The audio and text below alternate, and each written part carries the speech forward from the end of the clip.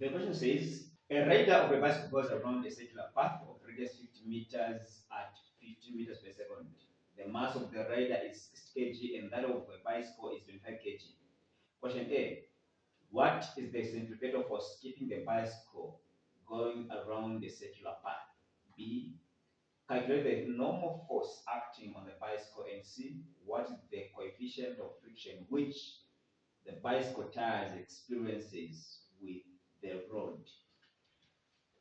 Make sure to subscribe and turn on the notification bell so that you can get notified every time I post a video. So here is the question.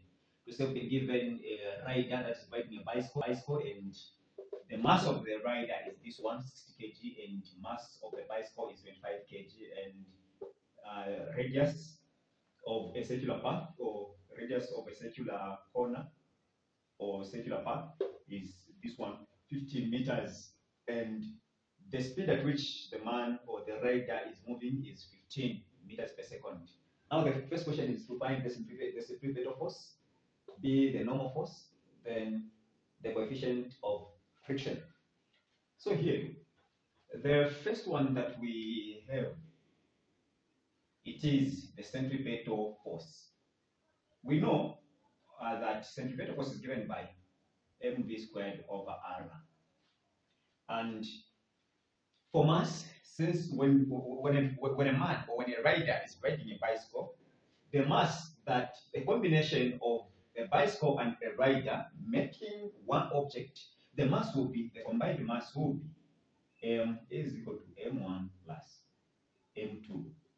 So 60 plus 25, which will be 85 kg. So here we are going to have 85 times the velocity, which is 15 squared over r, which is 50. So this one, evaluating this, we are going to get 382 newtons as the centripetal force.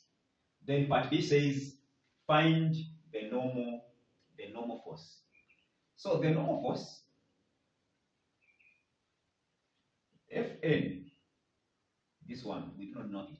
But let's say if an object,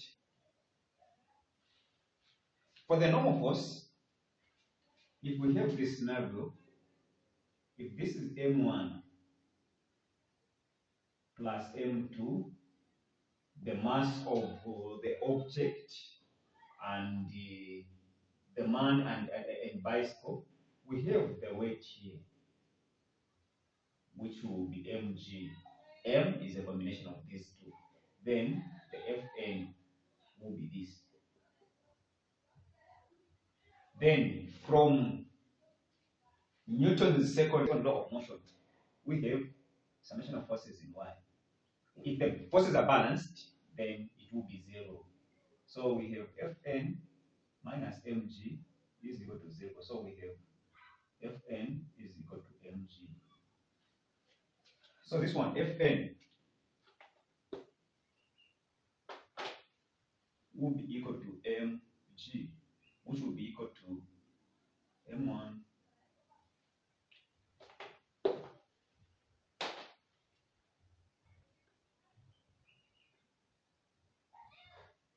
plus m2g. We have the combined mass, which is 85, times gravitational field strength,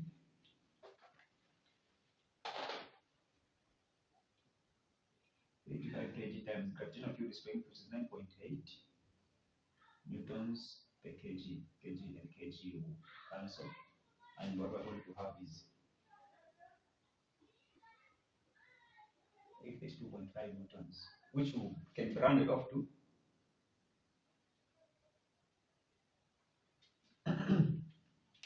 83 newtons. Then coming back to this, or coming to coefficient of friction. So if the forces are balanced, Fr must be equal to Fc, but Fr, we know that it is mu mg. This one, it is mv squared over r. So since we want mu, we can multiply throughout by 1 over mg. So here we are going to have mu mg times 1 over mg, which will give us mv squared over r times 1 over mg. So this and this will go, this and this will go, then this and this will also go. So we are going to have mu is equal to, on top we have v squared over rg.